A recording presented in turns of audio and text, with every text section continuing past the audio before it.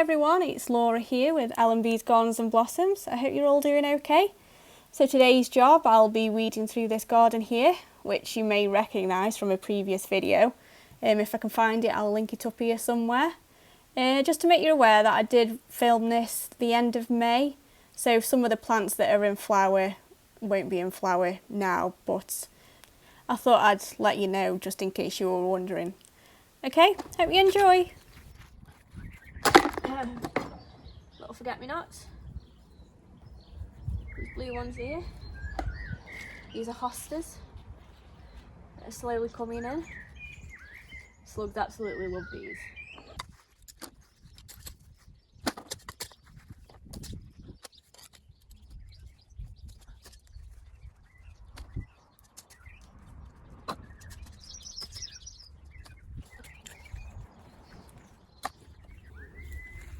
Tend not to go too crazy in this border because she likes it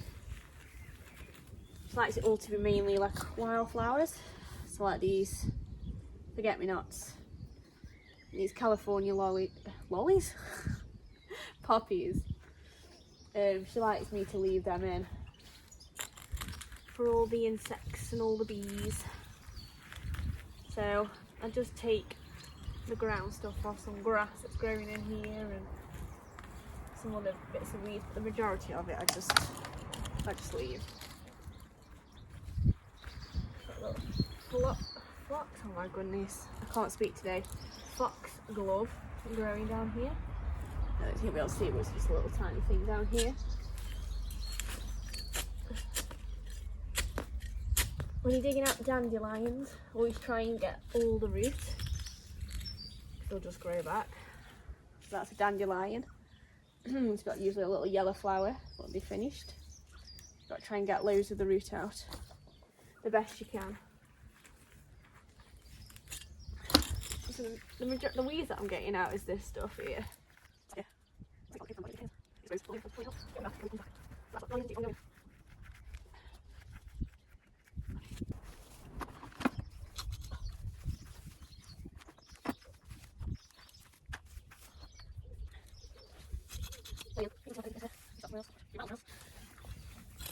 See, the thing with gardening, you get in some right awkward places. This is a lupin. It has gorgeous, tall, thin flowers.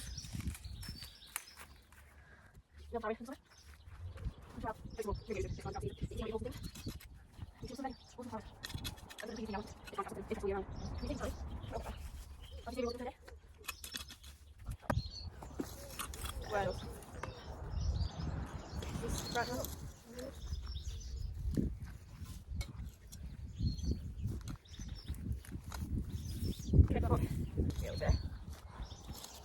foxgloves are biannuals, which means they'll grow 1 year and flower the next. So, because it looks quite small, this one, so I reckon this one won't flower this year. It'll probably be next year. And they're good for little wildflower areas. Bees love them.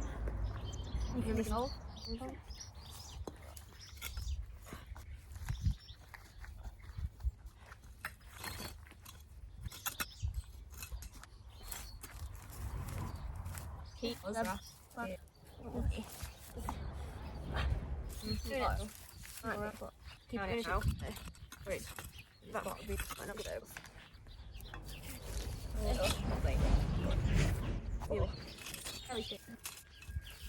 Wait, that might be fine.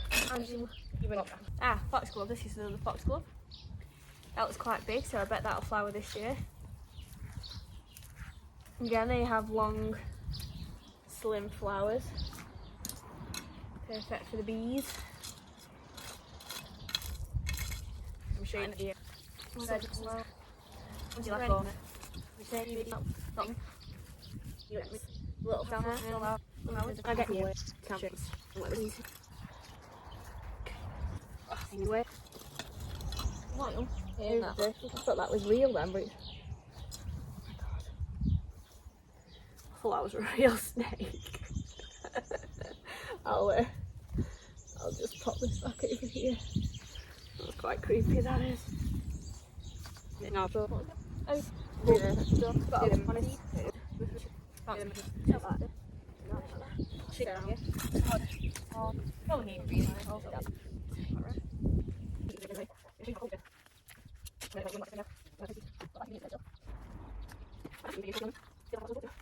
as you can imagine, when I work on my own, it gets quite lonely.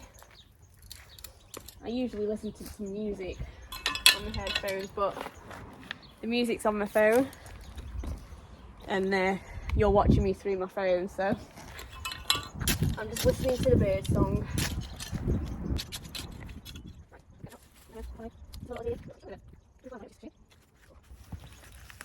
This is Aqualesia. Again, that's a good little wildflower. Gorgeous colours.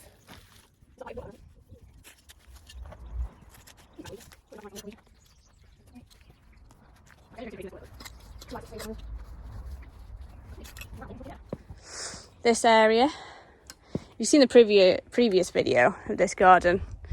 I told you I dug a lot of plants out of this border. It was just overgrown, which I'll show you. I'll insert a photo of what this pot looked like.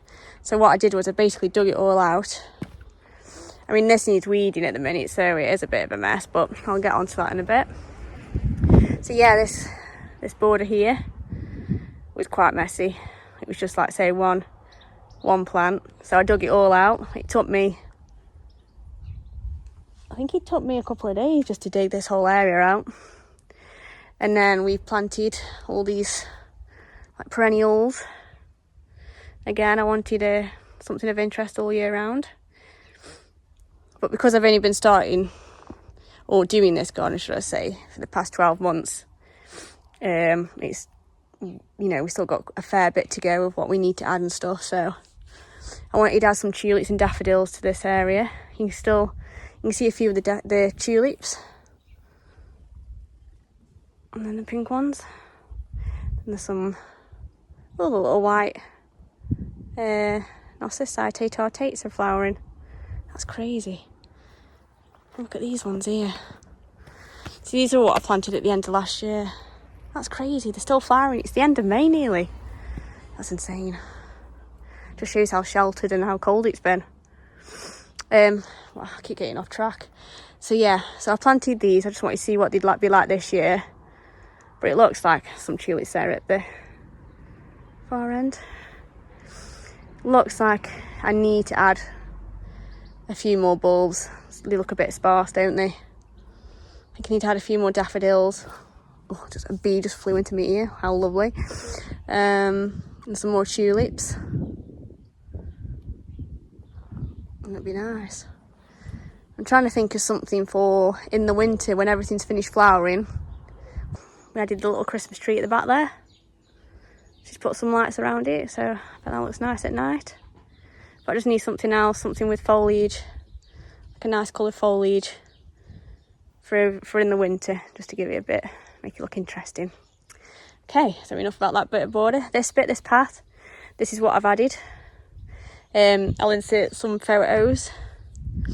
I might insert some photos if I can, or if you're interested, I could do a little a slideshow type thing of this garden and how I've transformed it into what it is now. If you're interested, just either leave a like or leave a comment down below, because it would be definitely interesting to see how this garden's changed, because honestly it has. So anyway, so I've added a bit of a footpath here, because what I've wanted to do is a bit of a secret garden.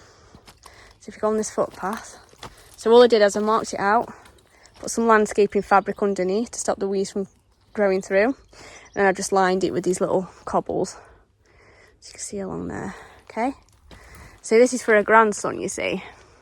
So that's his little summer house they've added, and it's in this like little bit of a, I say, wooded area. And what I've done is I planted all the bluebells and white bells along here, because it's nice when you see bluebells in woods, isn't it? So that's what I wanted to do. A little secret garden, a little path for him. And then what I wanted to do also was, I'll tell you what, can't do it this end, but if I come back out here, so follow this back round, back up here. I wanted him to have a little secret entrance because I think he's 4 or 5 nearly, so he's little. So I wanted it to be like a bit of an adventure garden for him, so he can, if he wants to run in and out of there, he can, or he can use the path, which is just down along that side. And what I wanted this garden to be also is a sensory garden. So I wanted to have all different types of smells, all different types of colours, textures. And what I've tried to do on this path, but I think the majority of them have died. But we've got these little, what's this one, thyme? So like herbs. So I've got thyme, that seems to be the only one that survived.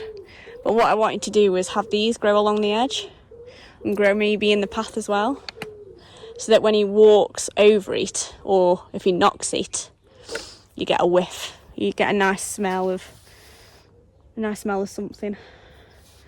But they struggle. That's the only one that's survived. So I might have to have a think of something else or add some more. So yeah, that's just a little bit of an area. It comes in here. And this is the view he gets. See if I can zoom out a bit. There we go. His little summer house. And then that's his little cool little entrance away as well, if he wants to go through there. Yeah. Right, I better start weeding this bit then. Wish me luck. I'll speak to you in a bit.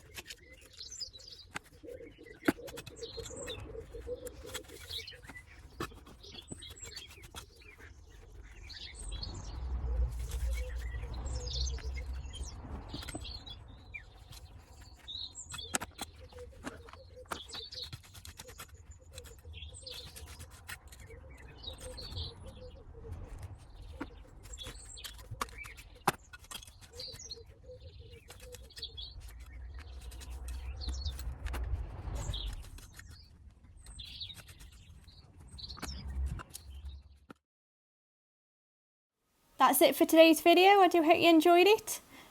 Just one thing to add, this garden is actually currently being landscaped. So what I'll do is when it's finished, when it's completed, I'll come back and I'll give you a bit of a tour.